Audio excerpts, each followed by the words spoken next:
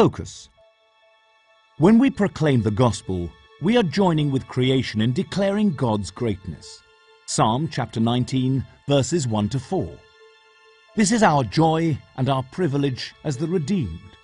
Matthew chapter 5, verse 11. Jesus extols believers to rejoice and be glad, even in the wake of persecution, because we have the assurance of a great reward in heaven. Furthermore, Jesus speaks of his intention for believers in John chapter 10, verse 10. I have come that they may have life and have it to the full. Surely then this fullness of life to be experienced right here and now is inextricably entwined with doing God's will, with us living as fully as we possibly can within his plan for us. So what when we fail to engage in that plan? What when we largely ignore his great commission? For us personally, it might mean missing out on some of that full life that he promised. But there are far greater, wider-reaching consequences. Firstly, if we aren't sharing the message of salvation with others, then it is left unproclaimed. Which begs the question, how are the people of this world going to hear about Jesus unless we tell them? After all, it is our job. The Bible tells us in Romans chapter 10, verse 14. How then can they call on the one they have not believed in?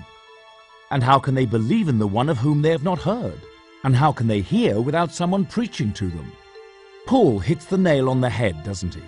How can non-Christians call upon God if they do not believe in him? Because they don't know about him, because no one has ever told them about him.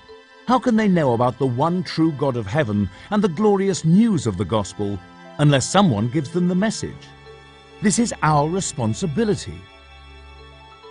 When we look at it this way, we must surely recognize our position in the eternal destiny of everyone with whom we engage. Secondly, when we fail to share the gospel, another consequence is that people begin to turn to false gospels that the world offers. They sincerely put their faith and trust in something that they believe to be the truth.